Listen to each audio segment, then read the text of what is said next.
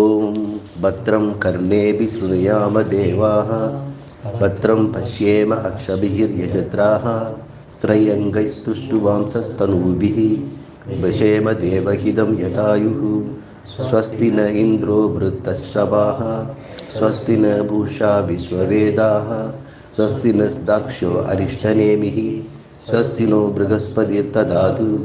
ஓம் சாந்தி சாந்தி சாந்தி.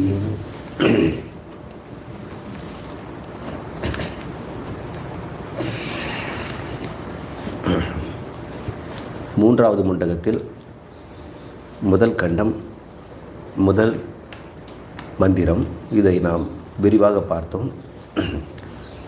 இரண்டு பறவைகள் சமானமானவை, ஒரே போன்றவை, ஒரே நேரத்தில் தோன்றியவை, ஒன்றுக்கொன்று சகாயமாக இருப்பவை.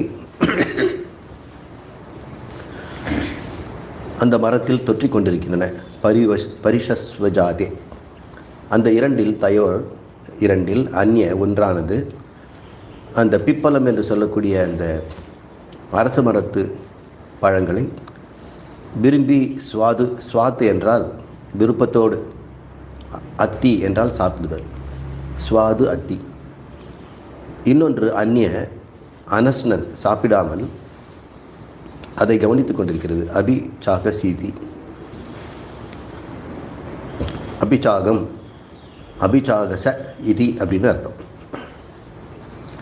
ஈடுபடாமல், அதில் கலந்து கொள்ளாமல், பட்டும்படாமல் அங்கே இருந்து கொண்டு இருக்கிறது அந்த பறவை. இந்த உருவகத்தின் மூலம் நாம் என்ன பார்த்தோம் என்றால், மனித உடம்புக்குள்ளேயே அல்லது தேவ உடம்புக்குள்ளே, தவளை போன்ற சின்ன பிராணிகள் உடம்புக்குள்ளே கூட ரெண்டு பேர் இருக்கிறாங்க. ரெண்டுமே அறிவு பொருள். ஒரு அறிவு பொருள் ஆத்மா என்று பெயர், இன்னொன்று அதனுடைய பிரதிபிம்பம், அதனுடைய பிரதிபலிப்பு. சூரியனும் அதனுடைய பிரதிபலிப்பும் தண்ணீரில் பிரதிபலிப்பது போல இருக்கிறது. அதை சிதாபாசன் என்று சொல்கிறோம். அந்த சிதாபாசன் எங்கே இருக்கிறது? ஆத்மா எங்கும் இருக்கிறது, ஆனால் சிதாபாசன் மனதில் இருக்கிறது. ஆனால் சிதாபாசனுக்கு மனம் இருப்பிடமாகிவிடுகிறது. ஆத்மாவுக்கோ இருப்பிடம் என்பதே இல்லை. அதுதான் ஆகாயத்தை உற்பத்தி செய்ததனால், ஆகாயம் முழுக்க அது இருப்பதனால் அதுக்கு இருப்பிடம் என்ற பேச்சுக்கே இடமில்லை. அது எல்லா இடத்திலும் நீக்கமற இருக்கிறது. உடம்புக்குள்ளேயும் வெளியேயும் கல் மண் போன்ற பொருளிலும் இருக்கிறது.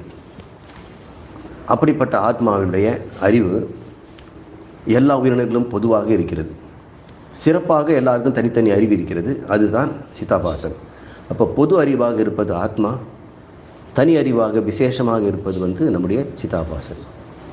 ஆத்மா எங்கும் இருப்பது, சிதாபாசன் அந்த மனத்தின் மீது தோன்றுவதால், மனதின் மீது பிரதிபலிப்பதால் தன்னிடம் மனம் என்று அது முடிவு கட்டிக்கொள்கிறது. நான் மனதில் தோன்றியவன், மனதில் இருக்கிறேன், மனது தான் நான் என்று அது நினைக்கிறது. ஆனால் என்ன ஆகுது? மனதினுடைய தன்மைகளெல்லாம் சிதாபாசன் தனதாக எடுத்துக்கொள்கிறது. மனமோ அறிவற்ற ஜடம், ஆனால் சிதாபாசனுடைய அறிவை அது எடுத்துக்கொள்கிறது. இத்தர அத்தியாசம் அப்படின்னு சொல்லுவாங்க. இது அதில் அத்தியாசமாகிறது, அது இதில் அத்தியாசமாகிறது. மனதினுடைய தன்மைகள் சிதாபாசனிலும், சிதாபாசனுடைய தன்மைகள் மனதிலும் பட்டு ரெண்டும் ஒரு பொருளாக தெரிகிறது. ததாத்மியம் அப்படின்ட்டு சொல்வார்கள்.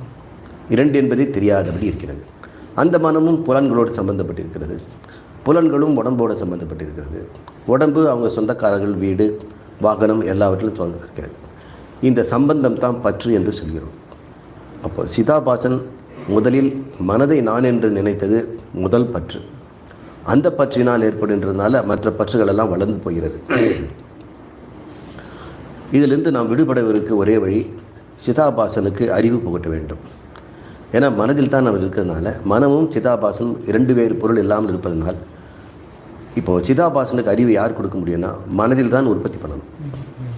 சிதாபாசனுக்கு தவறான அறிவை கொடுத்தது மனம்தான். இப்போ சரியான அறிவை கொடுக்கறது மனம்தான். இதனால் மனதுக்கு ஏதாவது லாபமானா மனதுக்கு எந்த லாபமும் இல்லை. அது முதல்ல தவறான அறிவை உற்பத்தி பண்ணி கொண்டிருந்தது. இந்த முண்டக உபனிஷத்தை அறிந்த பிறகு மனம் ஜடமானது, சிதாபாசன் தூய்மையானது, அதில் எந்த விதமான சோகமும் இல்லை என்று நாம் தெரிந்து கொண்ட பிறகு உண்மையில் பார்க்க போனால் ஆத்மா சிதாபாசன் என்ற ரெண்டு கூட கிடையாது. ஆத்மா தான். ஒரு பேச்சுக்காக நம்ம சொல்கிறோம், ஆத்மா வந்து மனம் என்கின்ற பொருளில் இருக்கும் பொழுது, மனமாக இருக்கும் பொழுது அது சிதாபாசன் என்று அழைக்கப்படுகிறது. எப்படி இந்த ஆகாயமானது எங்கும் இருக்கின்ற ஆகாயம் அது ஆத்மா, பானை என்கின்ற ஒரு கொள்கலத்துக்குள்ளே இருக்கும் பொழுது அதை பானையினுடைய இடம் என்று சொல்கிறோம். அப்போ இது பேர் சிதாபாசன். இப்போ சிதாபாசன் என்பது ஆகாயம்தான். இந்த பானை என்கின்ற ஒரு உபாதியினால், மனம் என்கின்ற ஒரு ஜடப்பொருளினால் இந்த ஆத்மா சித்தும் ஜடமும் சேர்ந்ததாக ஒரு செயலை எடுத்துக்கொள்கிறது இல்லவா? அதை தான் நம்ம வந்து சம்சாரம், துயரம், சோகம் என்று சொல்கிறோம். இப்போ நமக்கு விடுதலை வேணும்னா என்ன பண்ணணும்? சிதாபாசனை மனதிலிருந்து நீக்கணுமா அப்படின்னா அப்படி நீக்க முடியாது. எதுக்கு நீக்கணும்? முதலில் மனதில் வந்து ஆத்மா வந்து படுவதோ விடுவதோ கிடையாது. அது சும்மா இருக்கிற மனசில் ஆத்மா ஓடி போய் நான் தழுவிக்கொள்கிறேன் அப்படின்னு அது தழுவுறதில்லை. அப்படி இருந்ததுன்னா நீ ஓரம்போ அப்படின்னு சொல்லிடலாம். அனாதிகாலம் தொட்டே மனமும் ஆத்மாவும் சேர்ந்தே தான் இருக்குது. ஆத்மாவை விட்டு மனம் பிரிந்ததே இல்லை. அப்போ மனதில் ஆத்மாவினுடைய பிரதிபிம்பம் எப்பொழுது தோன்றியது, எப்பொழுது மறையும்னு சொல்ல முடியுமா? அதுக்கு தோற்றமும் இல்லை, மறைவும் இல்லை. அந்த சிதாபாசனை தான் நம்ம ஜீவன் என்று சொல்கிறோம். அந்த அறிவுடைய ஆத்மா மனதோடு சம்பந்தப்பட்டு மனதை நான் என்று சொல்லிக்கொள்வதனால் ஏற்படுகின்ற பிரச்சனைகளைத்தான் நாம் வந்து நம்முடைய வாழ்க்கை பிரச்சனையாக சொல்கிறோம், சம்சாரம் என்று சொல்கிறோம். இதை வலியுறுத்துவது தான் இந்த இரண்டு பறவைகளாக சொல்கிறது. ஆத்மா என்று சொல்லக்கூடிய ஒன்று இந்த மனதுக்கும் இருக்குது, மனதுக்கு வெளியும் இருக்கிறது, எல்லா இடத்துலையும் இருக்கிறது. அது எதிலும் பங்கு பெறுவதே இல்லை. சூரிய ஒளி எங்கும் நிரம்பி இருக்குது.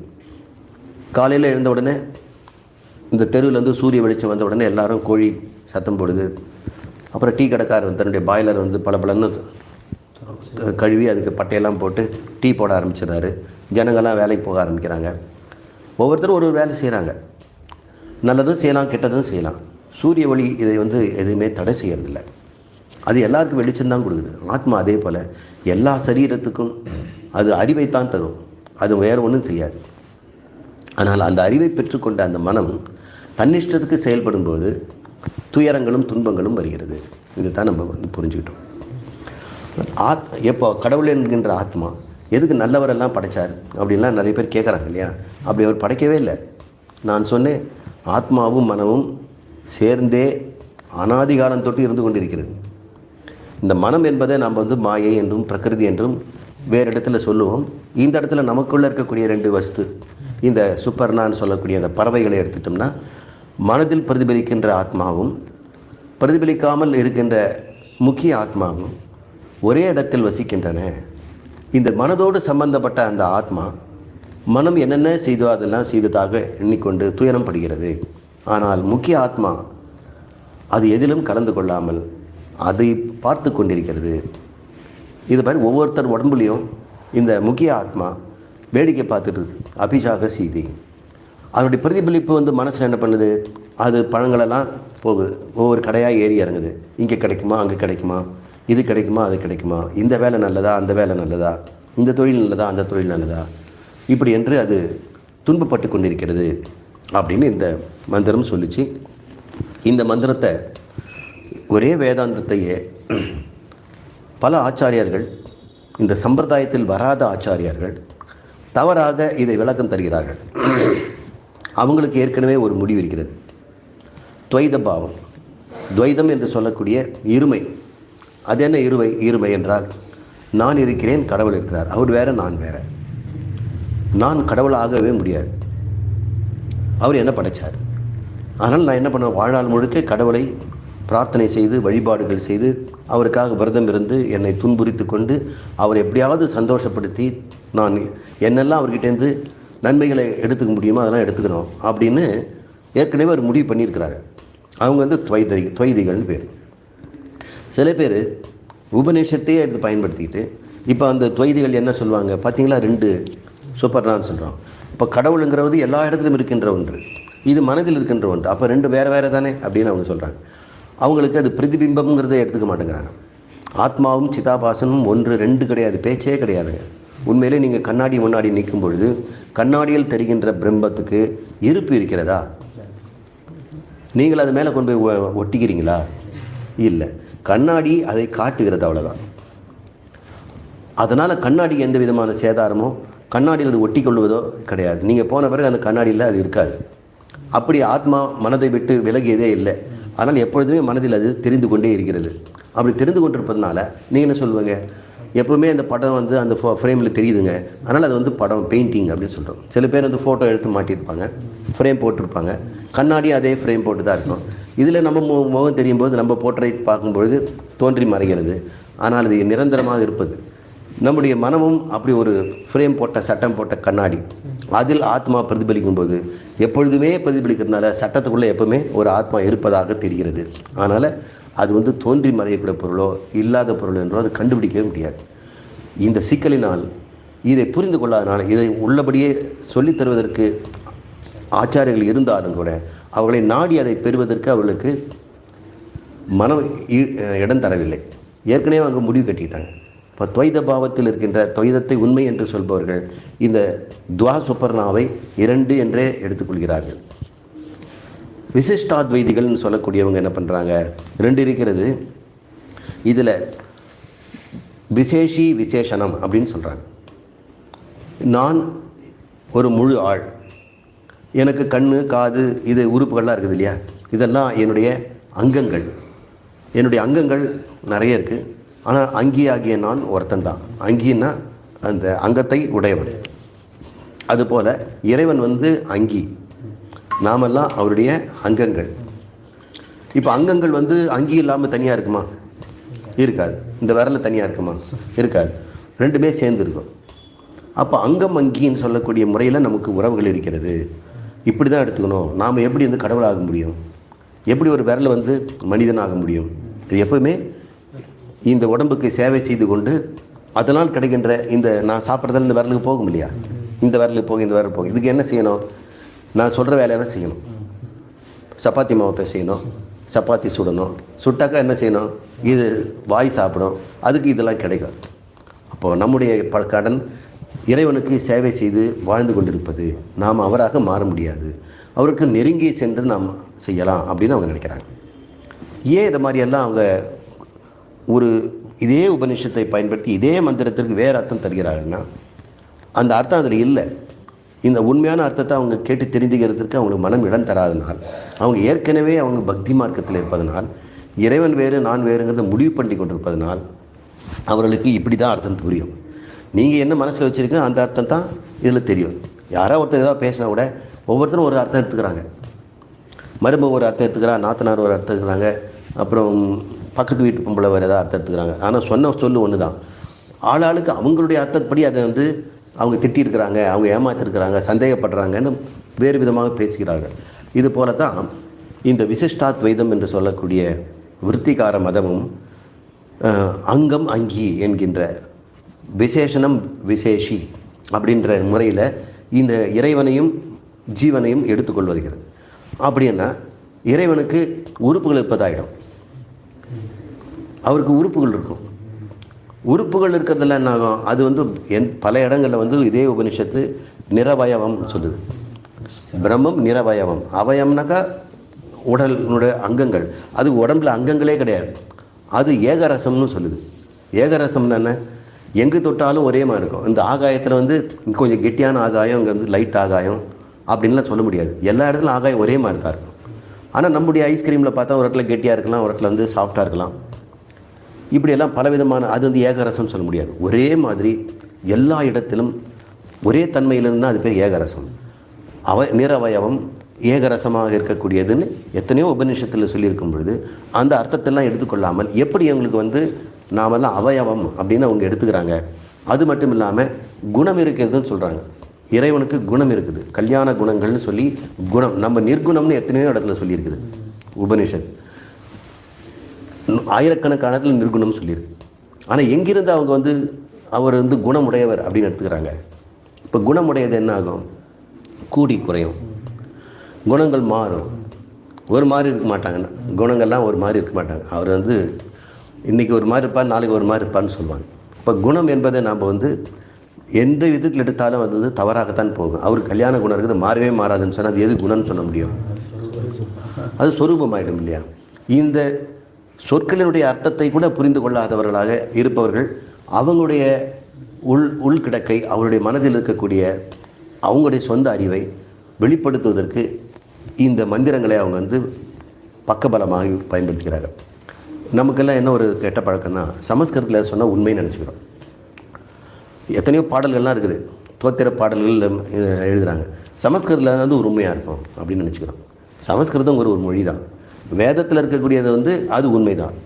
ஆனால் பின்னாடி மனிதர்கள் சமஸ்கிருதத்தில் ஏதாவது எழுதினோம்னா அதெல்லாம் உண்மையை நம்ம எடுத்துக்க முடியாது. அதை நம்ம சோதித்து பார்த்து தான் எடுக்கணும். நம்ம வந்து வேதாந்தத்தையோ இந்த மந்திரங்களோ சோதித்து பார்த்து எடுத்துக்க முடியாது, சோதிக்கக்கூடாது. அது என்ன சொல்லுதை கேட்கணும். ஏன்னா அது உங்ககிட்ட உனக்கு அறிவை தருகிறது. நீ யார் அதை வந்து சோதித்து பார்க்குறதுக்கு? உன்னுடைய யுக்தியெல்லாம் பயன்படுத்திலாம் சொல்ல முடியாது. நிறைய பேர் யுக்தியை பயன்படுத்தி இதை விளக்க பார்க்குறாங்க.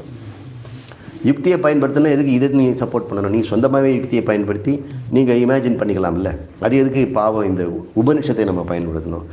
அந்த உபநிஷத்தின் மீது இருக்கக்கூடிய சிரத்தை, அது பிரமாணம் என்பது இருக்கின்ற ஒரு நம்பிக்கை இல்லாதவர்களுக்கு தான் இந்த பிரச்சனையெல்லாம் வருது. அதனால் உபநிஷத்து வேதாந்தத்தின் மீது நமக்கு சிரத்தை வேணும். அது பிரமாணம் என்கின்ற ஒரு நம்பிக்கை நமக்கு அதுக்கிட்ட இருக்கணும். அதுதான் சிரத்தை. அது பிராமான்யம்னு சொல்லக்கூடிய அது அறிவை தரும் கருவி என்பதை நாம் முழுமையாக ஏற்றுக்கொள்ள வேண்டும். கொஞ்சம் கூட சந்தேகம் வரக்கூடாது. அது மாற்றி சொல்லும், நம்ம இஷ்டம் போல அர்த்தம் புரிஞ்சிக்கலாம், அப்படியெல்லாம் கிடையாது. அதுக்காக தான் இந்த மந்திரத்தை நம்ம வந்து மறுபடியும் பார்க்க வேண்டியிருக்கிறது. அந்த சமான விருட்சே இருக்கின்ற அந்த புருஷன், எந்த புருஷன்? இந்த சிதாபாசனாக இருக்கக்கூடிய மனதோடு சம்பந்தப்பட்டிருக்கக்கூடிய மனம் நான் என்று முடிவு கட்டி கொண்டவன் தன் வசம் இழந்து விட்டான். அனீஷையா என்றால் தன் வசம் இழந்துட்டான். அவனுடைய ஈசத்துவம் போயிடுச்சு.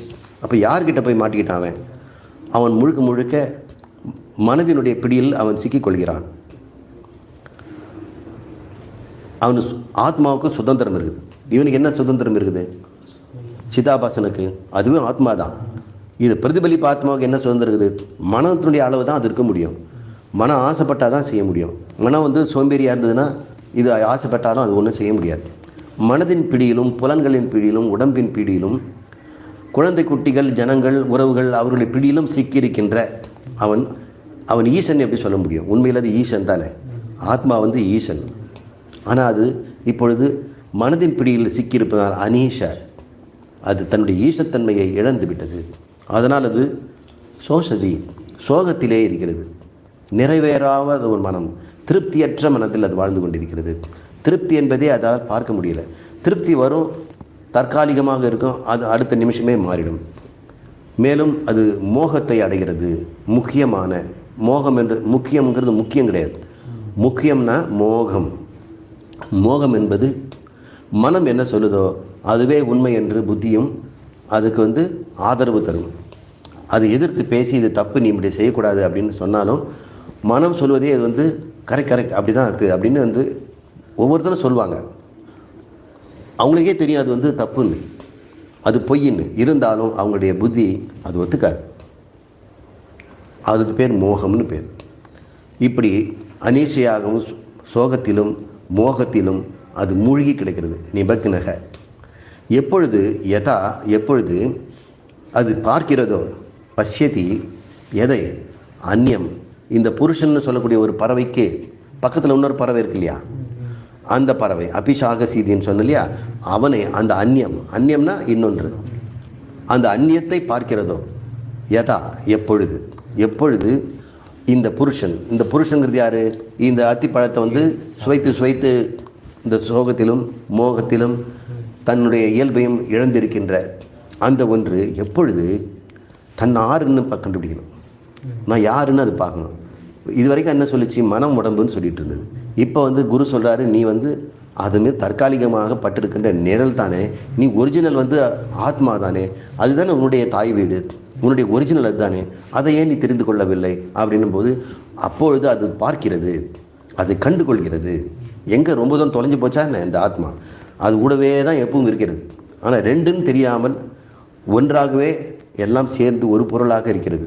இப்பொழுது நான் வேறு, ஆத்மா வேறல்ல, இந்த மனம்தான் எனக்கு வேறானது என்று எப்பொழுது தெரிந்து கொள்கிறதோ, அந்த அந்நியம் வேறானதை பஷ்யதி என்றால் பார்க்கிறதோ, அதை கண்டுகொள்கிறதோ, விளங்கிக் கொள்கிறதோ, எந்த அந்த ஜூஷ்டம் போற்றுதற்குரிய வணங்குதற்குரிய பூஜ்யமான அந்த ஈசம், அந்த ஈஸ்வரனை நான் என்றே அது அறிந்து கொள்கிறது. அதன் மகிமானம், அதனுடைய மகிமை எனதே என்று அது அறிந்து கொண்ட பிறகு அது அனைத்து சோகங்களையும் நீக்கிக் கொள்கிறது. வீத சோக, சோகம் நீங்கி விடுகிறது. வீதம் என்றால் நீங்குதல். மகிமானம் என்பது அதனுடைய மகிமை, அதனுடைய பெருமை, எதனாலும் கட்டுப்படுத்தாதது, காலத்தாலும் இடத்தாலும் பொருளாலும் அளவற்றதாகிய தன்னுடைய ஈசத்தன்மையை, அதனுடைய ஈசத்தன்மையை அது அறிந்து கொண்ட பிறகு பஷ்யத் அன்னம், அது அனைத்து சோகங்களிலிருந்தும் விடுபடுகிறது. அப்போ மோட்சம் என்பது என்ன? சோக நிவர்த்தி. யாருக்கு சோகம் நீங்குதோ அவன் மோட்சத்தில் இருக்கான்னு அர்த்தம். செத்த பிறகு மோட்சம் இல்லை. இங்கே வாழும் பொழுதே எவன் ஒருவன் சோகத்திலிருந்து விடுபட்டு எப்பொழுதும் ஆனந்தத்தில் இருக்கிறானோ அவன் ஜீவன் முக்தன், அவனே மோட்சத்தில் இருப்பவன்.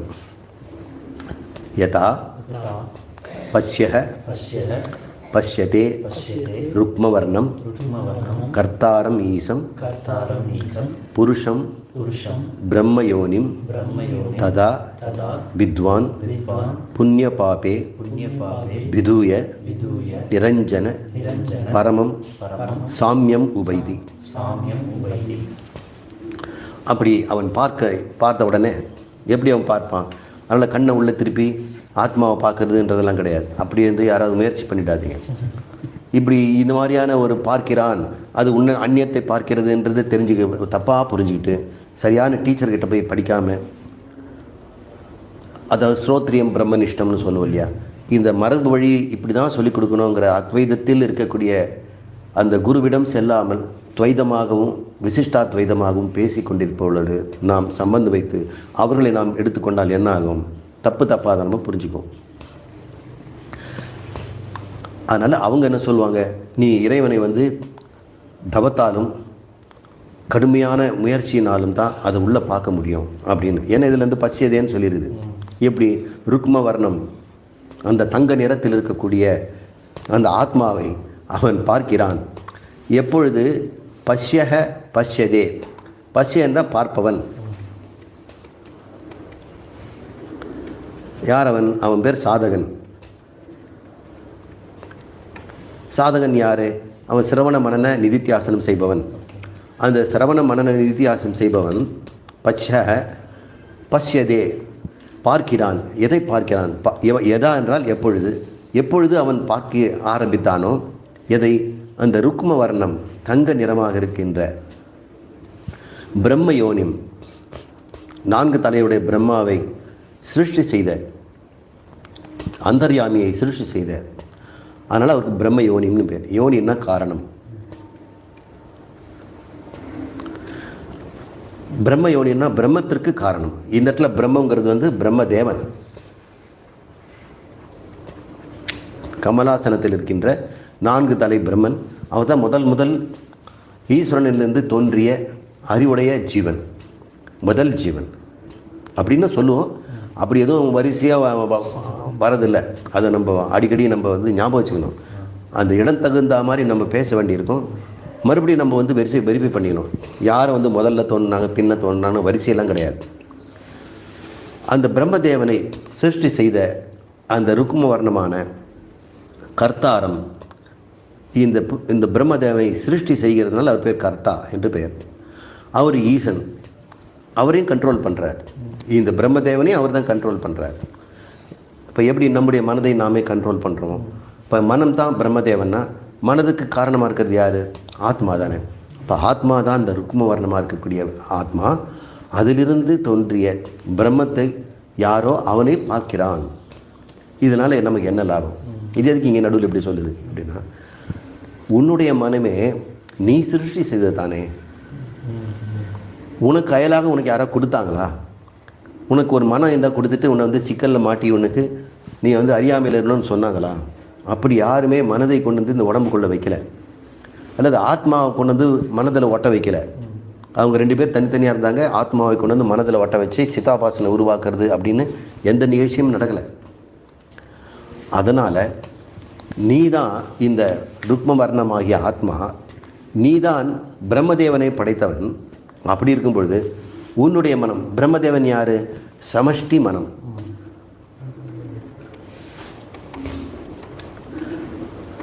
அனைத்து ஜீவனுடைய சமஷ்டி ஜீவன். எல்லா ஜீவனும் சேர்ந்த மனங்களெல்லாம் ஒன்றா சேர்த்துருப்பாங்க. இந்த மனம் எப்படிப்பட்டது? நாம் எப்படி நினைக்கிறோம்? மனம் என்பதை நான் சொன்னாலே இடியாப்பம் மாதிரி இருக்கக்கூடிய ஒரு நூடுல்ஸ் மாதிரி சிக்கலான ஒன்று. ஆளாளுக்கு ஒரு சிக்கலாக இருக்குது. அது நியூரல் நெட்வொர்க்குன்னு சொல்கிறோம். பிரெயின் எடுத்துட்டோம்னா நியூரல் நெட்வொர்க். நம்முடைய நியூரல் நெட்வொர்க் எனது உங்களதெல்லாம் தனித்தனியாக தலையில் மண்டைக்குள்ளே மறைந்திருக்கிறது. ஆனால் கண்ணுக்கு தெரியாத அந்த சூக்ஷ்ம சரீரமாகிய மனம் எல்லாருக்கும் பொதுவாக இருக்கிறது. அந்த பொதுவானது பேர் பிரம்மதேவன். அவரை ருக்ம வர்ணம் படைத்தார் அப்படின்னா நீ என்ன நினைக்கணும்? ஆத்மா நானுன்னா, நான் பிரம்மம்னா, இந்த மனதை படைத்தவன் யார்? நானாக தான் இருக்க முடியும். என்னால் படைக்கப்பட்ட மனம் என்னை எப்படி கட்டுப்படுத்தும்? அப்போ நான் தான் கர்த்தாரமீசம், நான் தான் அதை சிருஷ்டி செய்தவன் என்ற அறிவு வரும் பொழுது இனிமேல் மனம் தருகின்ற தொல்லை உனக்கு எப்படி இருக்கும்? எப்போ ஒரு அறிவு முன்னே இருந்த அறிவை விட பலமான அறிவு வந்துடுச்சு. முன்னறிந்து ஷேக்கி தட்டி விட்டால் விழுந்துடும். ஆனால் தட்டாததுனால அது உண்மையை நினச்சிட்டு இருக்கிறோம். மனம்தான் நானுங்கிறத யாரும் தட்டவே இல்லை, யாருமே அதை ஆட்டி பார்க்கவே இல்லை, அப்படியே ஒத்துக்கிட்டு இருக்கிறோம். அந்த அறிவை இந்த நியாயப்படி, தர்க்கப்படி, இந்த மந்திரத்தின்படி விளக்கிய பிறகு அது அறிவு எது பலமானது? ஆத்மா நான் என்பது தான் பலம். சிதாபாசன் மனதோடு அகப்பட்ட மனம், அகப்பட்ட ஆத்மா, அது நானாக இருக்க முடியாது இல்லையா? அது நான் சிருஷ்டி பண்ணதுன்னு சொல்லும் பொழுது உனக்கு எப்படிப்பட்ட ஒரு நிலை ஏற்படும்? உனக்கு அதிலிருந்து விடுதலை கிடைக்கிறது. நான் செய்தது, நான் பெற்று போட்டது, என்னால் உண்டாக்கப்பட்டது, என்னால் பார்க்கப்படுவது ஜடப்பொருள், அது எப்படி என்னை கட்டுப்படுத்தும்? அதில் இருக்கிற சோகம் எனக்கு எப்படி ஆக முடியும்? என் முன்னாடி எத்தனையோ ஜடப்பொருள் இருக்குது, மேஜை, நாற்காலி, அதுக்கு ஏதாவது கவலை வந்ததுன்னா எனக்கு என்ன கவலை? அதுக்கு கால் ஆணி ஆடிக்கிட்டு இருக்கலாம், ஆணி சரியாக அடிக்காமல் தச்சினது லொடலுடன் கால் ஆடலாம். அது ரொம்ப காலமாக எனக்கு தைலம் போட்டு விடுங்க, கால் வலிக்குதுன்னு அது சொல்லிகிட்டு இருக்கலாம். அது என்ன பாதிக்கிறது இல்லை. அதுபோல் இந்த என்னால் சிருஷ்டி செய்யப்பட்ட நான் இல்லாமல் இருக்க முடியாத அந்த மனம் என்னை எப்படி பந்தப்படுத்தும் என்று அவன் புரிந்து கொள்கிறான். இது தான் இந்த மந்திரம் சொல்லுது. யதா பஷ்யதே ருக்ம வர்ணம். அந்த ருக்ம வர்ணம் யார்? பிரம்மயோனிம் கர்த்தாரமீசம். அதுவும் புருஷன். அந்த புருஷனை அது தெரிந்து கொள்கிறது. அப்பொழுது யதானா எப்பொழுது, ததா அப்பொழுது அந்த வித்வான் யார்? இந்த பஷ்யதேன்னு சொல்லக்கூடிய சாதகன் இப்போ என்ன ஆகிட்டான்? வித்வான் ஆகிட்டான். பிரம்ம வித்தியை அறிந்து கொண்டவன், ஆத்ம வித்தியை அறிந்து கொண்டவன். அந்த வித்வான் என்ன நடக்குது? அவனுக்கு விதூய விடுபடுகிறான். எதிலிருந்து? புண்ணிய பாபம். பாப புண்ணியம் அடுத்த நிமிஷமே எல்லாம் போயிடுச்சு. அவனுக்கு இருந்து கூட கோடிக்கணக்கான பாப புண்ணியங்கள் பிறவி தருவது காத்திருக்குது. ஒவ்வொருத்தருடைய கணக்கிலும், இங்கே இருக்கிற எல்லாருடைய கணக்கிலும், வானுலகத்தில் வாழ்கின்ற தேவர்கள் கணக்கிலும், அல்லது சாக்கடையில் இருக்கக்கூடிய புழு பூச்சிகள் கணக்கிலும் எண்ணற்ற முடிவற்ற பாப புண்ணியங்கள் இருக்கின்றன. அதனால் எல்லாருமே இந்த விஷயத்தில் ஒன்று தான். நான் பாவி, அவன் பாவம் செய்தான்லாம் சொல்லாதீங்க. இந்த பிறவியில் அவன் பாவம் செய்தவன். நாம் எத்தனை பிறவியில் பாவம் செய்திருக்கிறோம்.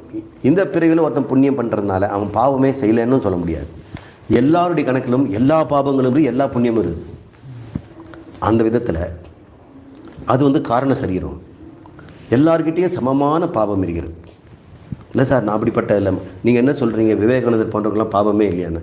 அவருக்கும் இருக்கிறது. ராமகிருஷ்ண பரமஹம்சருக்கும் அவருடைய ஜீவன் கணக்கில் எண்ணற்ற பாவங்களும் புண்ணியமும் இருக்கும். எப்போ அவங்க இதை புரிஞ்சுக்கிறாங்களோ அப்போ தான் அது நீங்கும். அவங்க தெரிஞ்சுக்கிட்டதுனால அவங்களும் பாவ புண்ணியம் இல்லை. ஆனால் தெரிஞ்சுக்கிறதுக்கு முன்னாடி என்கிட்ட எவ்வளோ பாவம் வருதோ அத்தனையும் அவர்கிட்ட இருந்தது. மட்டரகமான ஒரு மனிதன் வந்தான்னா அவனுடைய பாவ புண்ணியங்களும் அதே அளவுக்கு அவர்கிட்ட இருக்கும். இது என்ன சரி நம்பவே முடியல அப்படி. காரண சரீரத்தை நம்ம தெரிஞ்சுக்கணும்னா தூக்கத்தில் நம்ம எல்லாம் சமம்னு தெரியும். ராஜா, யோகி, யதி அல்லது மகான் தூக்கத்தில் என்னவா இருக்கிறாங்க? காரணத்தில் தான் இருக்கிறாங்க. எல்லாரும் அறியாமையில் எல்லா அவங்களுடைய பாப புண்ணியத்தில் போய் விழுந்துட்டாங்க. தெரியாமல் இருக்கிறாங்க. அதுபோல் பாப புண்ணியமும் சமம், அறியாமையும் சமம். அறியாமை சமம்னா பாப புண்ணியமும் சமம்தான். அதனால் தூக்கம் சமமாக இருக்குது. இதுலேருந்து நம்ம தெரிஞ்சுக்கலாம். அதில் எனக்கு இன்னும் 2 பிறவி தான் இருக்குது, எனக்கு 1 பிறவி தான் இருக்குது, இந்த பிறவி தான் எனக்கு கடைசி பிறவி, இப்படிலாம் சொல்லவே முடியாது. எண்ணற்ற பிறவிகளுக்கு வேண்டிய பாப புண்ணியங்கள் ஒவ்வொருவருடைய கணக்கிலும் இருக்கிறது. அதை அந்த எவன் ஒருவன் மனதில் சம்பந்தப்பட்ட சிதாபாசன் நான் அல்ல, இந்த சிதாபாசன் என்பவனே ஆத்மாதான் என்று தெரிந்து கொண்டானோ, மனதினால் உண்டான பாவ புண்ணியங்கள் அவனுக்கு எப்படி வரும்? ஏன்னா அந்த பாவ புண்ணியம் எங்கே இருக்குது? மனதில் தானே இருக்க முடியும். மனதில் சித்தத்தில் சேர்த்து வச்சு சூக்ஷ்ம சரீரத்தில் அது சேமிக்கப்பட்டிருப்பதனால ஒவ்வொருத்தருடைய பாப புண்ணியமும் அவங்கவுங்களுடைய மனதில் தான் சேம கலங்களாக இருக்குது. யாரோ சித்திரகுப்தன்லாம் அதெல்லாம் எழுதிலாம் வைக்கல, நம்முடைய தலையிலேயே நாம் தான் எழுதி வச்சுக்கிறோம். நம்முடைய மனங்களிலேயே பாப புண்ணியங்கள் எண்ணற்றவை இருப்பதனால மனதிலிருந்து சம்பந்தை நான் விலகி கொண்ட பிறகு டைவர்ஸ் ஆகிப்போச்சு. இனிமேல் அதில் இருக்கக்கூடிய எந்த ஒரு பொருளும் உன்னை தீண்டாது. ஆனால் அந்த வித்வான் விதூய புண்ணியே பாபே, புண்ணியங்களிலிருந்தும் பாபே, பாவங்களிலிருந்தும் 1 2 இல்லை அனைத்தும் அப்படின்ற அர்த்தம். அதனால் அவன் என்ன நான் இப்போது நிரஞ்சன மாசற்றவன் ஆகிவிட்டான். ஏன்? மனதில் தான் மாசு இருக்கும். மனமே அவனுக்கு இல்லைன்னு பிறகு அவனுக்கு எப்படி மாசு இருக்க முடியும்? அதனால் அவன் நிரஞ்சனம் ஆகிவிடுகிறான். பரமம் சாமியம் உபைதி, அவன் பரமாத்மாவாகிய அந்த பிரம்மத்தில் சாமியம்னா சமமாக கலந்து விட்டான். ஒரு பேச்சுக்கு தான் சொல்லப்படுது. ஏன்னா இது வரைக்கும் அவன் பிரிஞ்சிருந்ததுனால சேர்ந்ததுன்னு சொல்கிறோம். அவன் பிரியவே இல்லை, சேர வேண்டிய அவசியம் இல்லை. அறியாமை இருந்தது, அறியாமையால் பிரிந்தது போலவும் அறியாமையால் அடைந்தது போலவும் இருக்குது. ஒருத்தர் ஒரு பேனாவோ அல்லது சாவியோ அந்த அறையிலேயே தொலைச்சிட்டார், எங்கே இருக்குதுன்னு தெரியல, மறந்துட்டார். அவரை பொறுத்த வரைக்கும் அவருக்கு அது இழந்து விட்டார். ஆனால் இழந்தாரான்னா இல்லை, அவர் பாக்கெட்டில் தான் இருக்குது. 2 3 பாக்கெட் இருக்குது, அது ஒரு பாக்கெட்டில் இருக்குது, அது தெரியல. அவர் எல்லா இடமும் தேடிட்டு இருக்கிறார். அவர் என்ன சொல்கிறார்? சாவி போயிடுச்சு, சாவி போயிடுச்சு, சாவி போயிடுச்சு, எனக்கு சாவி இல்லை அப்படின்னு சொல்லிட்டு இருக்கார். இழந்தது மாதிரி. அப்போ யாரோ அவர் சொன்னார், நல்லதாக பாக்கெட்டில் எல்லாம் பாருங்கள், எல்லா பாக்கெட்லாம் பார்த்தீங்க, எல்லாம் பாக்கெட் பாருங்கள், இன்னொரு தடவை பாருங்களேன் நான் சொல்கிறதுக்காக அப்படின்னு. சரி நீங்கள் சொல்கிறேன்னு பார்க்குறேன்னு கையை விட்டோம்னா அவர் அசடு வழியுது, உள்ளே இருக்குது. இப்போ அடைஞ்சிட்டார் அவர். இழக்கவும் இல்லை, அடையவும் இல்லை. ஆனால் நம்ம பேச்சு என்ன சொல்லும்? கிடச்சிச்சின்னு அவர் சத்தம் போடுவார். கிடச்சிச்சின்னா அவர் ரொம்ப ஓடி போய் தேடி கிடச்சிட்டா மாதிரி அவர் சொல்கிறார். அதுதான், அதை தான் இங்கே பரமம் சாமியம் உபைதி. உபைதின்னா அடைகிறான், சாமியத்தை அடைகிறான், அந்த சமத்துவத்தை அடைகிறான், நிகராக ஆகிவிடுகிறான், பிரம்மத்துக்கு நிகராக ஆகிவிடுகிறான், ஆத்மாவுக்கு நிகராக அந்த சிதாபாசன் ஆகிவிடுகிறது. பரமம் சாமியம் உபைதி என்று இந்த மந்திரம் நமக்கு சொல்கிறது.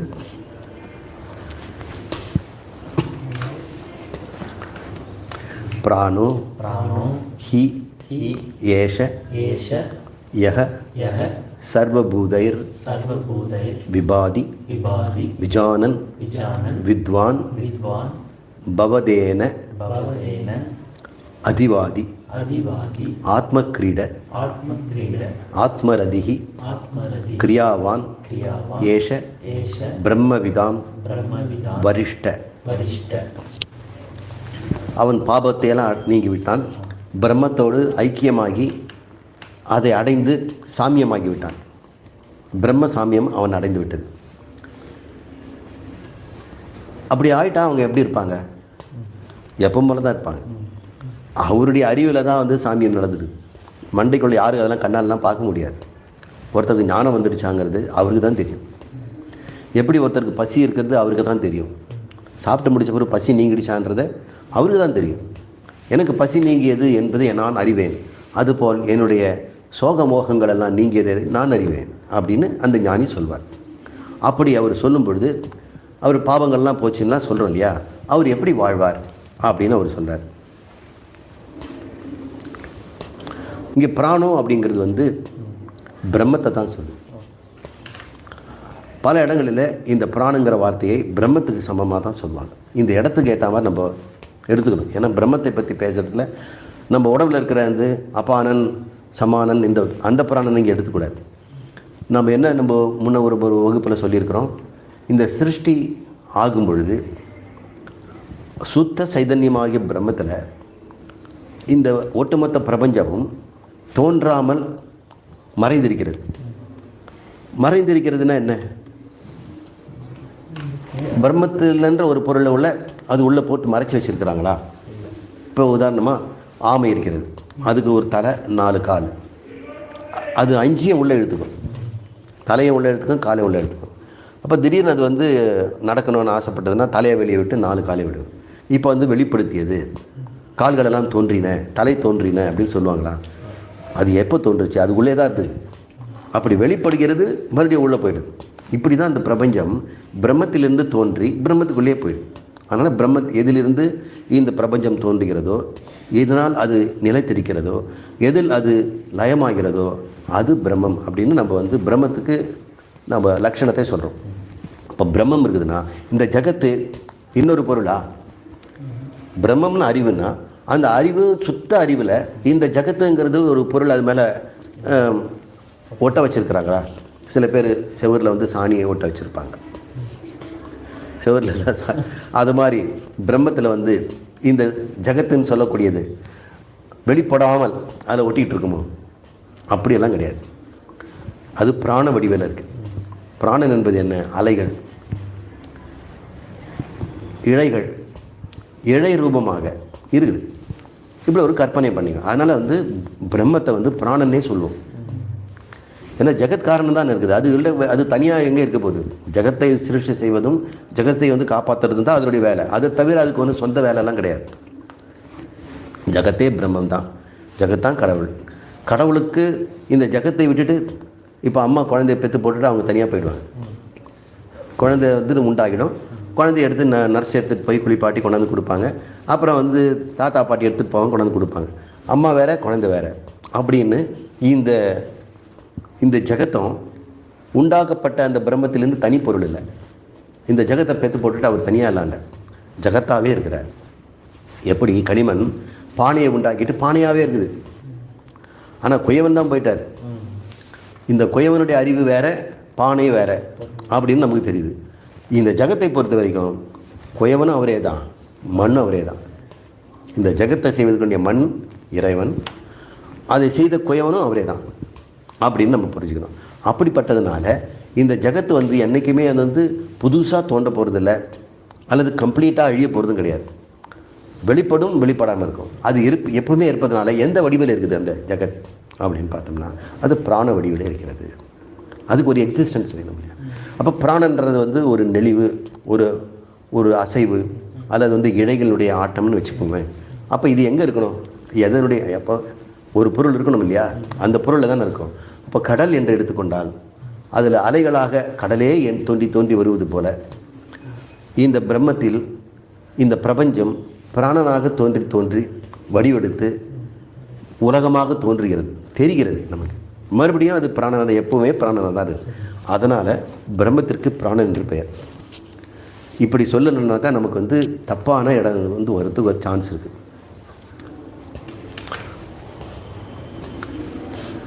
அந்த பிரம்மம் இந்த பிராணங்கிறத பிரம்மத்தோட ஈக்குவேட் பண்ணி ஆச்சாரியர்கள் விளக்க மாட்டாங்க. ஏன்னா ஒரு ஆபத்து இருக்குது. பிராணங்கிறத ஒரு பொருளாக நம்ம பார்க்குறோம். பார்த்துட்டோம்னா அப்போ ஜட பொருளாக இருக்கிறது, ஜடமும் சித்தும் சேர்ந்த பிரம்மம் அப்படின்னு ஒரு நினைப்பு வந்துடும். அப்படி கிடையாது. பிராணனும் அறிவு தான். இங்கே அறிவில் ஏனென்றால் அலையும் நீர், கடலும் நீர். அப்போ கடலினுடைய மேலே இருக்கக்கூடிய வளைவுகள், சிலிப்புகள், அதனுடைய நெளிவு சுழிவுகள் தான். அதை நாம் என்ன சொல்கிறோம்? பல விதமாக பேரிட்டு நாமரூபங்கள் தருகிறோம். அப்படி நாமரூபங்களாக இருப்பது பிராணன் என்று பெயர். இந்த நாமரூபங்கள் எங்கே இருக்கும்? அறிவில் தான் இருக்கும். இப்போ அறிவாக இருந்து கொண்டு நாமரூபமாக இருப்பது. இதுக்கு உதாரணம் என்ன? உங்களுடைய மனம்தான். உங்களுடைய சுத்த அறிவில் மனதில் எண்ணங்கள் தோன்றி கொண்டே இருக்கிறது. அது தோன்றதுனால உங்கள் சுத்த அறிவு ஏதாவது தடுமாறுதா? அது எப்பவுமே சுத்தமாக தான் இருக்குது, நிரஞ்சனமாக இருக்குது. ஆனால் அதில் தான் உங்களுடைய எண்ணங்களை தான் தோன்றுறது. அது உங்களுக்கு எண்ணத்தை கொண்டாந்து யாராவது வச்சாங்களா? அல்ல நீங்கள் அதுலேருந்து உண்டாக்குனீங்களா? அப்படி இல்லை. ஒரே பொருள் ஆத்மா மனமாக அது செயல்படுகிறது. அது அப்படி தான் நம்ம புரிஞ்சுக்கணும். அதனால் பிராணம்ங்கிறத பிரம்மம்னு எடுத்துக்கணும். ஹி என்றால் நிச்சயம். ஏதாவது ஒரு சமயத்தில் நமக்கு இந்த அர்த்தம் சொல்லுவேன், நீங்கள் ஞாபகம் வச்சுங்க. எல்லா நேரத்திலும் அந்த ஹீக்கு அர்த்தம் சொல்ல வேண்டியதில்லை. ஹீங்கிறது ஒரு சவுண்டு. பிராணோஹி அப்படின்னு பிராணந்தாயா அப்படின்ற சொல்கிறோம் இல்லையா, நிச்சயம் பிராணன்தான். ஏஷ எந்த ஒன்று, யக அந்த பிரம்மம், சர்வபூதைகி எல்லா ஜீவர்களுக்குள்ளும், விபாதி நிறைந்திருக்கிறது.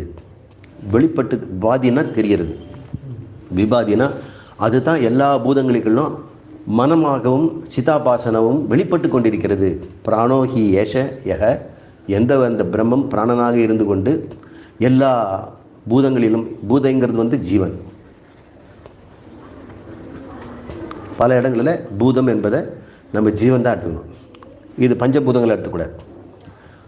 பஞ்சபூதங்களில் சூக்ஷ்ம சரீரமாக இருக்கிறதுனால பூதம் தந்ததுனால ஜீவனையும் பூதம் என்று தான் சொல்லும். சர்வபூதைகி எல்லா பூதங்களிலும் எல்லா ஜீவர்களிலும் அதுதான் வெளிப்பட்டு அறிவாக வருகிறது. விபாதி இதை அந்த வித்வான் விஜானன் நல்லா தெரிஞ்சுக்கிறான். இப்படியும் தெரிஞ்சுக்கிட்டான், இந்த பிரம்மம் தான் எல்லார உடம்புக்குள்ளேயும் எல்லா சர்வபூதைகளையும் நான் என்று அறிவாக தோன்றி கொண்டிருக்கிறது என்று மறிந்து கொள்கிறான். அப்போ என்ன செய்வான் இந்த வித்வான்? பிராணனாக இருக்கின்ற நான் தான் எல்லார் உடம்புக்குள்ளேயும் நான் சொல்கிறேன் அப்படின்னு தெரிஞ்சுக்கிறான். பவதே என்றால் ஆகிறான், அறிபவன் ஆகிறான். இனிமேல் அவன் என்ன செய்வான்? ந அதிவாதி, ந என்றால் இல்லை. இனிமேல் அவன் எப்படிப்பட்டவன்னா அதிவாதி. அதிவானா எதுவும் பேச மாட்டான், மௌனமாகி விடுவான். வீண் பேச்சு என்பதே கிடையாது. அதிவாதிங்கிறது வெட்டி பேச்சு. நேரம் போகாமல் ஏதாவது வளவளன்னு பேசிகிட்டே இருப்பாங்க. இழுத்து வச்சு உட்கார வச்சு பேசுவாங்க. பார்க்கு பெஞ்சில், வீட்டில், எங்கெங்கே இடம் கிடைக்குதோ அங்கெல்லாம் யாராவது ஒருத்தர் வந்து பேசிகிட்டே இருப்பாங்க. இந்த அதிவாதி என்று சொல்லக்கூடிய இந்த வித்வான் எதையும் பேச மாட்டான். ஆத்மாவை தவிர அவன் பேச்சே வராது. அதுதான் சிந்திப்பான். யாராவது பேசணும்னாக்கா அவங்களுடைய இவனை பற்றி அவனுக்கு தெரியாததுனால அவங்க நல்ல வார்த்தைக்கு 2 வார்த்தை சொல்லுவாங்க. நல்லா இருக்கீங்களா, உடம்பு சௌக்கியமாக இருக்கா அப்படின்னும் போது அவங்களுக்கு ஏற்ற மாதிரி பதிலே சொல்லுவான் தவிர அதுக்கு மேலே அந்த நீட்ட மாட்டான். இங்கே பாருங்கள், போன வாரம் முழுக்க கஷ்டமாக இருந்தது, அதுக்கப்புறம் இந்த மாத்திரை சாப்பிட்டேன், டாக்டர்கிட்ட போய், இதெல்லாம் பேச மாட்டான். அதெல்லாம் பேசக்கூடிய விஷயமே இல்லை. அது பேர் அவனுக்கு அதிவாதி என்று பெயர். அவன் எதையுமே பேச மாட்டான். உண்மையிலேயே அவன் நான் சொல்ல வேண்டாம். இதை கேட்டுக்கிட்டு இதை அறிந்து கொண்டே இருக்கின்ற நீங்களே அதிவாதி ஆகிவிட்டதை நீங்கள் உணர்வீர்கள். உங்களுக்கே தெரியும், உங்களுடைய பேச்சும் நடத்தையும் முற்றிலும் மாறிவிட்டது. முன்ன மாதிரி என்னால் தேவையில்லாத விஷயத்தெல்லாம் பேசவே முடியல. உலக விஷயத்தெல்லாம் வளவளன்னு பேசுறதுக்கே எனக்கு நேரமே இல்லை. அது நேரம் இருந்தால் கூட அதை நான் பேசுவதில்லை அப்படிங்கிற ஒரு மனநிலை ஒன்று இருக்குது. பார்க்கலாம், ஒரு திருப்தி இருக்குது. இல்லைன்னா இந்த விஷயத்த சொல்லணும்னு இருக்கும். ஏதாவது ஒரு ரகசியம் தெரிஞ்சிருச்சுன்னா யார்கிட்ட சொல்லணும், உனக்கு தெரியுமா அப்படின்னு சொல்லுவாங்க. அவங்களுக்கு தெரியும்னு சொன்னாக்க இவங்களுக்கு பொசுக்குன்னு போயிடும். அவங்களுக்கு தெரியாமல் இருக்கணும். இந்த யாருக்கும் தெரியாத விஷயத்த சொல்லிகிட்டே இருக்கிறவங்களுக்கு அந்த அதிகமாக பேசுகிறவன் அதிவாதி. அவன் என்ன அதிவாதி? அவன் அதிவாதியாக ஆகிவிடுகிறான். ந அதிவாதி பவதே. அப்புறம் என்ன பண்ண போகிறான் அவன் ஆத்ம கிரீட, ஆத்மரதிகி, கிரியாவான், ஏஷ பிரம்மவிதாம் வரிஷ்ட. இப்போ அவர் சொல்கிறார், இந்த ஞானத்தை பெற்றவன், தன்னை ஆத்மா என்று உணர்ந்து கொண்டவன். நான் என்பது ஆத்மா, சிதாபாசனம் அல்ல, மனதோடு அல்ல. மனதும் இருக்கிறது, உடம்பும் இருக்கிறது, சிதாபாசனும் இருக்கிறது. இருந்தாலும் நான் தெளிந்து விட்டேன். நான் மறுபடியும் அந்த தவறை செய்ய மாட்டேன். ஏற்கனவே நான் செய்த தவறை நான் திரித்து கொண்டேன் என்று அவன் நினச்சிக்குவான். சில நேரங்களில் இந்த தவறு ஒரே நேரத்தில் திருந்துறார். சில கணக்கு போடும்போது தப்பை சொல்லி கொடுத்தாங்கன்னா, ஓ நான் மறந்துட்டேன் அப்படின்னு உடனடியாக தப்பை நம்ம திருத்திக்கிறோம். அதுக்கப்புறம் மறுபடியும் அதை செய்ய மாட்டோம். ஆனால் இந்த ஆத்ம விஷயத்தில் மட்டும் திருந்தினாலும் கூட மனசு மறுபடியும் அந்த தப்பு செய்யும். அறிவு இருக்கும், ஆனால் மனசு தப்பு செய்யும். ஆனால் இப்போ என்ன செய்யும்? அறிவு இருந்துக்கிட்டு இப்படி தப்பு செய்கிறியே. முன்ன அறிவே கிடையாது, தப்புன்னே தெரியாது, சரியாக நினச்சிட்டு இருக்கோம், தப்பை சரின்னு சொல்லிகிட்டு இருக்கோம். இப்போ தவறு என்பதை அறிந்து கொண்டே பழக்க தோஷத்தினால் செய்யும். அது கொஞ்ச நாள் ஆகும். அதனால் சிங்கிள் டைம் கரெக்ஷன் கிடையாது. இந்த ஆத்ம ஞானங்கிறது ஏதோ போதி மரத்துக்கு கீழே ஒரே நாளில் அன்றைக்கி காலையில் விடிகாலையில் சூரிய உதயம் மாதிரி ஞானம் வந்துடுச்சு, அல்லது நான் ஒரு கோயிலில் நான் உட்காந்துருக்கும்போது எனக்கு ஞானம் வந்துடுச்சு, ஒரு ஒரு மொட்டை கல்லில் போய் நான் இந்த மெடிடேஷன் பண்ணியிருந்தேன் திடீர்னு எனக்கு ஞானம் வந்துச்சு, அப்படிலாம் கிடையாது. அப்படியெல்லாம் சொன்னாலும் அவன் ஞானமே இல்லைன்னு அர்த்தம். இந்த ஞானமானது படிப்படியாக மெல்லத்தான் வரும். எப்படி வந்து பௌர்ணமி நிலா மாலையில் தோன்றும் பொழுது மங்கலாக இருக்கும், அப்புறம் உச்சியில் ஏற ஏற அந்த பளிச்சென்று தெரியும். அதுபோல தான் இந்த ஞானமும் மெல்ல மெல்ல மெல்ல விளங்கி கொண்டிருக்கும். இனிமேல் விளங்க வேண்டியதில்லை என்று சொல்லும். ஷீயந்தே சர்வ சம்சய என்று சொல்லக்கூடிய அந்த அத்தனை சந்தேகங்களும் நீங்கிவிட்ட நிலை ஏற்படும் பொழுது அதுதான் தெளிவான ஞானம். அதனால் ஞானம் இருக்கிறது. அதை மனம் வந்து பழக்க தோஷத்தினால் அதே தவறை திரும்ப திரும்ப செய்யும். அந்த தப்பை நாம் திரித்து கொள்ள வேண்டும். சரி, அவன் என்ன ஆத்ம கிரீடை என்றால் விளையாடுறவன், ஆத்மாவில் விளையாடுபவனாக இருப்பான். இது என்ன ஆத்மாவில் விளையாடுறது அப்படின்னு, எல்லாம் ஆத்மான்னு தெரிஞ்சுக்கிட்டு விளையாடுறது. ஆத்ம கிரீடனை தன்னுடைய ஆத்மாவுக்குள்ளே போய் உட்காந்துட்டு விளையாடி இருப்பான்னா வேலை வெட்டி இல்லாமல் என் நேரமும் கண்ணை மூடிட்டு ஆத்மாக்குள்ளே இருப்பான்ல, அவன் எல்லாரும் போல தான் வேலை செய்வான்.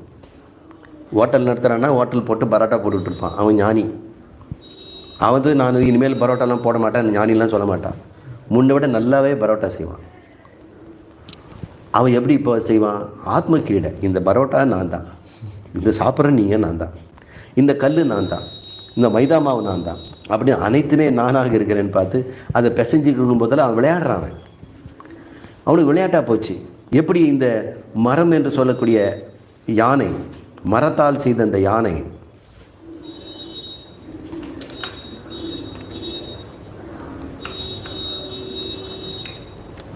இந்த மர யானை குழந்தை முதல்ல பயப்படுது. ஏன்னா அது பிரம்மாண்டமாக பெரிய யானை பண்ணியிருக்கிறாங்க, உயரம் அதிகமாக இருக்குது. அந்த யானைக்கிட்டவே போக பயப்படுது. அப்படி தான் நம்ம வந்து இந்த உலகத்தை பார்த்து பயப்படுறோம். உலகத்துக்கு 4 பேர் என்ன சொல்லுவாங்க, நான் எதாவது செய்திருவேன், ஆனால் 4 பேர் எதாவது சொல்லிவிடுவாங்கன்ட்டு தான் நான் செய்ய மாட்டேங்கிறேன் அப்படின்னு உலகம்தான் சொல்லுவாங்கன்னு தான் சொல்லுவாங்க. அப்போ உலகம்னே பயந்துகிட்டு இருக்குது. அந்த உலகம் எது பிரம்மம்னு தெரியல. எப்படி இந்த யானை மரம்னு தெரியல, மர யானைன்னு தெரியல, இந்த பிரம்மமாக இருக்கின்ற இந்த ஜகத்துன்னு தெரியாதனால ஜகத் நமக்கு வந்து மிரட்டுகிறது. எப்படி இந்த யானை மிரட்டிச்சா அந்த குழந்தைய, அதுபோல் ஜகத் நமக்கு மிரட்டிக்கிட்டே இருக்குது. அதனால் பயம் வந்துடுது. இதில் எப்படி பிழைக்க போகிறேன் நான், எப்படி என் குழந்தை பிழைப்பான்? இப்போ தான் எல்கேஜி போகிறான், அதுக்குள்ளே வந்து பின்ன காலத்தில் எப்படியெல்லாம் பிழைப்பாங்கிறது இப்போ கவலைப்பட ஆரம்பிச்சிடுவாங்க. அப்போ அவனை வந்து அம்மா பயப்படுறதுனால நம்மளும் பயந்தாகணும்னு சொல்லி பயந்துடுவான். உலகமாக எல்லாரையும் பயப்படுத்துகிறது. அதுபோல் இந்த யானையும் எல்லாரையும் பயப்படுத்துகிறது. ஆனால் எவன் ஒருவன் இது மரம்னு தெரிஞ்சிட்டானோ, இது பிரம்மம்னு தெரிஞ்சிட்டானோ, அந்த பிரம்மம் நானுன்னு தெரிஞ்சுக்கிட்டானோ, அவன் என்ன பண்ணுவான்? இந்த குழந்தை இப்போ மரம்னு தெரிஞ்சால் என்ன பண்ணும்? இந்த யானை மேலேயே ஏறி உட்காந்துக்கும். ஏறி சல் அப்படின்னு சொல்லும். ஏறி உட்காந்துக்கிட்டு விளையாடும். வாழை பிடிச்சி இழுக்கும், வயிற்று கீழே போய் நிற்கும், தந்தத்தை போட்டு அடிக்கும், கண்ணில் கை வைக்கும், வாய்க்குள்ளே கையை விடும், மேலே ஏறி குதிக்கும், என்ன ஒன்று செய்யும். இதுதான் ஆத்ம கிரீடை. இதே உலகத்தில் அதே பரோட்டா மாஸ்டராக வாழ்ந்து கொண்டு, டீ மாஸ்டராக வாழ்ந்து கொண்டு, ஸ்கூல் டீச்சராக இருந்து கொண்டு என்னென்ன தொழில் யாரெல்லாம் செய்கிறார்களோ அதை ஆத்மா நானே என்று அறிவினால் முன்னை விட ஆனந்தமாக விளையாடுவார்கள். முன் அது வந்து வேலை, இப்போ விளையாட்டு. உங்களுக்கு விளையாட பிடிக்குமா வேலை செய்ய பிடிக்குமான்னு கேட்டால் என்ன சார், விளையாட தான் பிடிக்கும். விளையாடுறதுக்கு எல்லாருக்கும் பிடிக்குது. ஃபுட்பால் கிரவுண்டில் விளையாடுறான் வந்து 40 கிலோமீட்டர் ஓடுறான்னு சொல்லியிருக்கிறோம். ஏன்னா 2 மணி நேரம் அவன் வந்து கோல் போஸ்ட்டு ஓடுறான். அந்த 2 மணி நேரம் அவன் வந்து நிற்காமல் ஓடுறதுனால கிட்டத்தட்ட அவன் 40 கிலோமீட்டர் அவன் ஓடுறவனாக இருக்கிறான். இது விளையாடுறான், 40 கிலோமீட்டரு ஓடுறான். நினைக்கவே கஷ்டம், ஆச்சரியமாக இருக்குது. ஆனால் அவனையே கூப்பிட்டு ஒரு வேலையை கொடுத்து 40 கிலோமீட்டர் இருக்குது அவினாஷி, ஓடி போய் கொடுத்துட்டு வானா போயிட்டு வருவானா? போக மாட்டான். அது வேலை. எப்பொழுது வேலை விளையாட்டாகிறதோ எப்படி உனக்கு ஆக முடியும்? அது நான் என்று தெரிந்த பிறகு. இப்போ ஆத்ம கிரீடைங்கிறது அனைத்துமாக இருப்பது நானே அப்படி என்பதனால என்னுடைய எதிரியும் நானே, என்னுடைய பகைவனும் நானே, இந்த நோயும் நானே, இந்த மருந்தும் நானே, இந்த நெருப்பும் நானே, இந்த தண்ணீரும் நானே என்று அனைத்திலும் அவன் பயமின்றி அபயமாக அவன் விளையாட்டாக வாழ்கிறான் அப்படின்னு செய்வான். அது ஆத்ம கிரீடை. ஆத்ம ரதிகி ரதி என்றால் திளைத்தல், இன்டெலிஜென்ஸ்.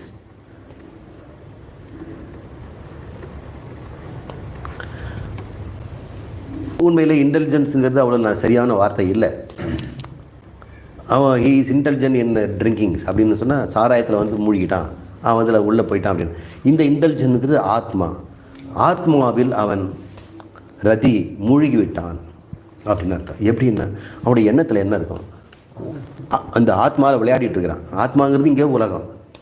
இந்த உலகில் விளையாடி கொண்டு அவன் என்ன பண்ணிகிட்டு இருப்பான், தன்னுடைய ஆத்மாவை பற்றி சிந்திச்சுட்டு இருப்பான். இதெல்லாம் ஆத்மா, இதெல்லாம் ஆத்மா, இப்படி தான் ஆத்மா, என்னென்ன வேஷம் போடுது இந்த ஆத்மா, என்னெல்லாம் செய்யுது இந்த ஆத்மா, நானே சிருஷ்டி பண்ணு, நானே பயப்படுறேன், பயந்த மாதிரி நடிக்கிறேன். முன்னெல்லாம் பயந்துருப்போம், இப்போ நான் தான் சிருஷ்டிகர்த்தா, கர்த்தாரம் ஈசம் என்று தெரிந்து கொண்ட பிறகு அவன் ஆத்மாவிலேயே அதையே சிந்திக்கிறான், அதையே பேசுகிறான், அதையே போதிக்கிறான்.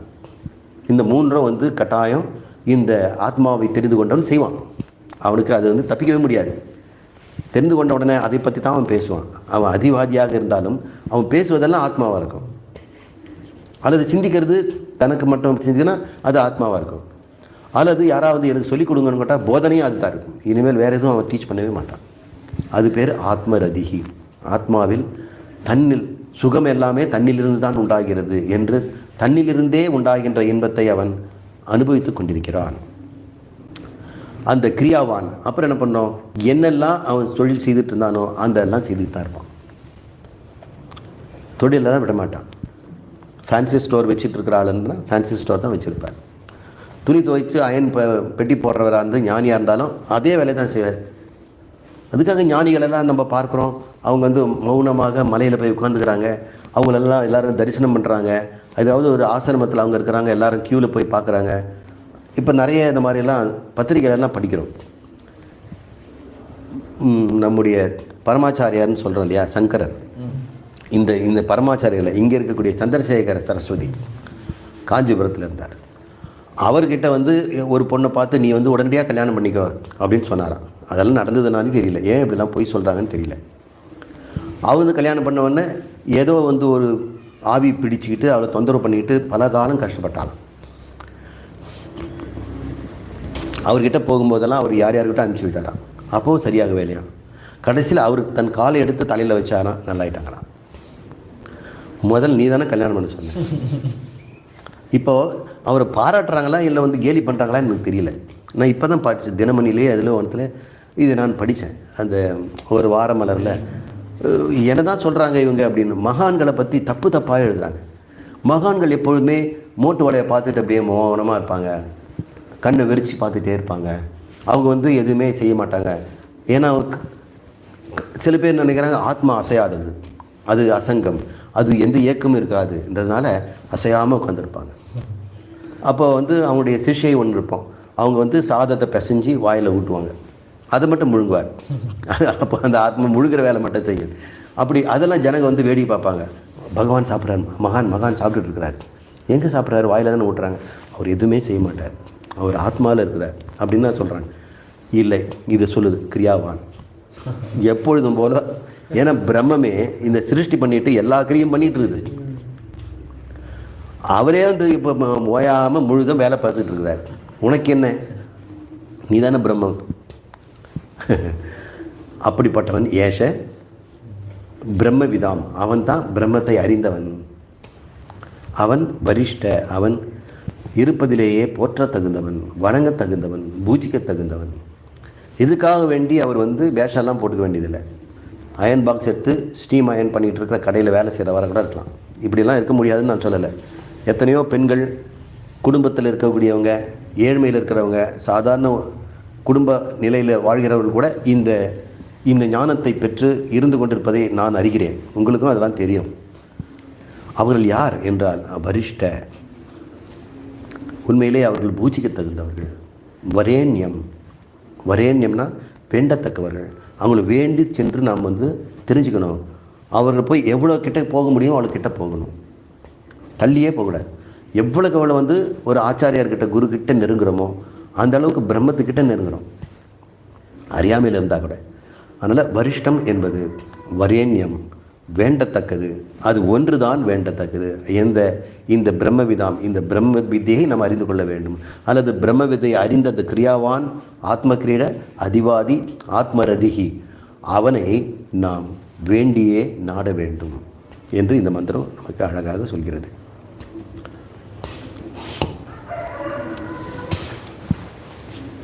வரிஷ்டன மேலானவன். சத்யேன லப்ய தபசா ஹி ஏஷ ஆத்மா சம்யக் ஞானேன பிரம்மச்சரியேன நித்யம் அந்த சரீரே ஜோதிர்மயோ ஹி சுப்ரஹ யம் பஷ்யந்தி யதயஹ சீனதோஷாக அப்படின்னு. இதனுடைய அர்த்தத்தை நம்ம சுருக்கமாக பார்த்துட்டு அடுத்த வகுப்பில் நம்ம பார்ப்போம். இந்த ஆத்மா ஏஷஹி ஆத்மா, இந்த ஆத்மா இது ஏஷஹிங்கிறதெல்லாம் வந்து இப்போல்லாம் பேசிகிட்டு இருந்தோம் இல்லையா, போன மந்திரம் அந்த தான் நம்ம சொல்லிகிட்டு இருக்கிறோம். த ஆத்மா பீன் டாக்கிங் அப்படின்னு சொல்கிறோம் இல்லையா, அதை இப்போ ஏஷஹி ஆத்மா. ஹீங்கிறது வந்து நிச்சயம் அப்படின்னு சொல்கிறோம். நிச்சயம்னு எடுத்துக்கூடாது, அந்த ஒன்று தான் அப்படின்னு அர்த்தம். அந்த ஆத்மா என்றும் நித்தியம்னா இடைவிடாது கடைபிடிக்கணும். அதை அடையிறதுக்கு என்ன செய்யணும்? நித்தியம் என்ன செய்யணும்? வாய்மை கடைபிடிக்கணும். இது அடையணும்னு யாருக்கு ஆசை இருக்குதோ, எவன் இந்த ஆத்மாவை தெரிந்து கொள்ள வேண்டும் என்று நினைக்கிறானோ அவன் முதல்ல வந்து சத்தியம், வாய்மை இருக்கணும், பொய் பேசக்கூடாது அப்படின்னு சொல்லு. இந்த இடத்துல சத்தியங்கிறது வாய்மை. தபசா, ஏன்னா இதெல்லாம் சாதனம். இந்த சாதனங்கள் மனசை சுத்தம் பண்ணும். மன சுத்தம் இல்லைன்னா இந்த வேதாந்தம் உள்ளே போகவே போகாது. ஏன் இந்த வேதாந்தத்துக்கு நிறைய பேர் வரமாட்டேங்கிறாங்க? சார் உங்களுக்கு வந்து நிறைய பேர் படிக்கணும், நான் ஆசைப்பட்றேன், இதில் நிறைய பேர் சொல்கிறாங்க. நான் அவங்களுக்கு சொல்கிறது, தயவுசெய்து இது வந்து எல்லார்கிட்டும் கொண்டு போகாதீங்க. ஏன்னா அந்த மனம் வந்து சுத்தம் இல்லாதவங்களுக்கு கூட இது போய் கொடுக்கூடாது இல்லை, கொடுத்தாலும் அது பயன் தராது. அவங்களுக்கு அது வந்து யூஸ் இல்லை, அவங்க வரவே மாட்டாங்க. நிறைய பக்கம் நான் பக்திக்கு போகிறாங்க, உபன்யாசம் கேட்குறாங்க, புராணங்க கதைகளெல்லாம் கேட்குறாங்க, அப்புறம் கோயில்களை பற்றியெல்லாம் நிறைய டிவிலெல்லாம் வந்ததுன்னா அப்படியே பார்க்குறாங்க. இதெல்லாம் பார்ப்பதுக்கு என்ன காரணம்னா, அவங்க இதுக்குள்ளே வர்றதுக்கு கொஞ்சம் பயப்படுறாங்க. இதுக்கு அடிப்படையே வாய்மை, சத்தியம் வேணும். அந்த உண்மையால் தான் இதை வந்து அடைய முடியும். தபசா, நான் குறைச்சி சொல்லலை, முயற்சி பண்ணணும், நித்தியம் இடைவிடாமல் அதை செய்யணும். தபஸ், இங்கே தவங்கிறது என்ன அப்படின்னு நம்ம பார்க்கணும். இங்கே தவங்கிறது உடனடியாக வைத்த பட்டினி போட்டு ஒத்த காலில் நிற்கிறது, நெருப்பில் நிற்கிறது, முள் படுக்கையில் படுத்துக்கிறது, இதெல்லாம் அது தபஸ் இல்லை. இங்கே தபஸ் என்று சொல்லுவது இந்த வாய்மையோடு சேர்ந்திருக்கக்கூடிய சொல் சுத்தம். இங்கே உண்மை. இங்கே தபஸ் என்பது வாக் தபஸ், பேச்சில் ஒரு தவம். அவர் பேச்சையே தவமாக பேசுகிறார் அப்படின்னா என்ன அர்த்தம்? அதிகம் பேச மாட்டார், தேவைப்பட்டால் பேசுவார், அது நல்லதாக இருந்தால் பேசுவார், அது பயனுள்ளதாக இருந்தால் பேசணும். அந்த 3 கண்டிஷன் அவருக்கு உண்டு. ஒன்று, அது பயனுள்ளதாக இருக்கணும், அது இனிமையாக பேசணும், அது வந்து உண்மையாக இருக்கணும். அப்படி இருந்தால் மட்டும் பேசுகிறது பேர் தபஸ்ன்னு பேர். அதனால் தவங்கிறத வந்து தப்பாக எடுத்துக்காதீங்க. இது வந்து சாதனம், இது ஆத்மாவுக்கு சாதனம். இதே தபஸை வந்து மற்ற இடத்துல நீங்கள் பார்த்தீங்கன்னு அவங்க வேறு தபஸ் ஆகிடும். அது வந்து மேலுலகம் போவதற்கும் அல்லது சொர்க்கலோகம் போகிறதுக்கும் அவங்க தபஸ் இது போவாங்க. பிரம்மா வந்து எதிரில் கொண்டு வந்து அகங்கருக்க தியானத்தினால் ஒரு தெய்வத்தினுடைய உடம்பை நாம் பெறுவதற்கு இது போன்ற சாதனைகள் வரும்போது அந்த தபஸ் வேறு. இந்த இடத்துல வாக் தபஸை சொல்லுது. பிரம்மச்சரியம் என்ன? மறுபடியும் பிரம்மச்சரியம்ங்கிறது பொதுவாக நாம் என்ன நினைக்கிறோன்னா, பெண்களோடு சம்மந்தப்படாமல் இருக்கிறது, அல்லது பெண்கள் வந்து ஆண்களோடு சம்மந்தப்படாது, அந்த பக்கமே பார்க்கக்கூடாது, அவங்க கிட்டேயே போகக்கூடாது, அவங்க கட்ட பிரம்மச்சாரிங்க அப்படின்னு நினைக்கிறேன். பிரம்மச்சாரிங்கிறது வந்து அப்படி அர்த்தம் கிடையாது. அப்படி அர்த்தம் நீங்கள் வச்சுக்கிறா அது ஒன்றும் தப்பு இல்லை. இந்த இடத்துல என்ன அர்த்தம் நான் சொல்லி தான் ஆகணும். பிரம்மச்சாரன் இங்கே பிரம்மச்சரியனுங்கிறது குருகுலவாசம்.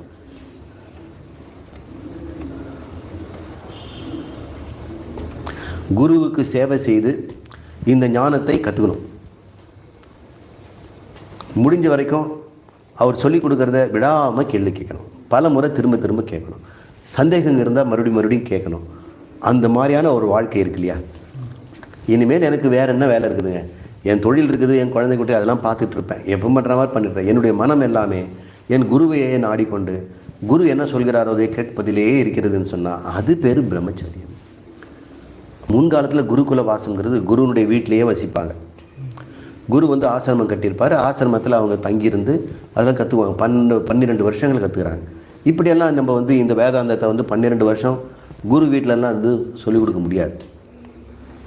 இப்போ என்ன பண்ணுறோம், குருகுல வாசங்கிறது என்னுடைய மனம் எப்பொழுதுமே குருவினுடைய சொல்லையே கேட்டுக்கொள்வதிலே கழிகிறது என்று எவன் ஒருவன் மனதை குருவிடம் வைத்து விட்டானோ அவன் பேர் பிரம்மச்சாரி.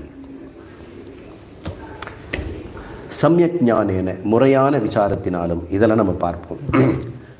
குறைகள் நீக்கப்பெற்ற க்ஷீண தோஷங்கள், க்ஷீணம்னா அழிந்து செல்வது, குறைகள் நீங்குது. அப்படிப்பட்டவர்களுக்கு யதின்னு பேர். எதையாக அந்த யதிகள் அல்லது சாதகர்கள் அந்த சரீரை, இந்த உடலுக்குள், சரீரம் என்றால் உடல், அந்த என்றால் உள்புறம், பகிர் என்றால் வெளியே, அந்த சரீரை உடலுக்குள் தூய்மையான சுப்ர ஜோதிர்மய அறிவு சொரூபமான, இங்கே வெளிச்சம் கிடையாது, ஏதாவது உள்ளுக்குள்ளே வெளிச்சம் தெரிஞ்சதெல்லாம் அப்படின்லாம் எடுத்துக்கூடாது.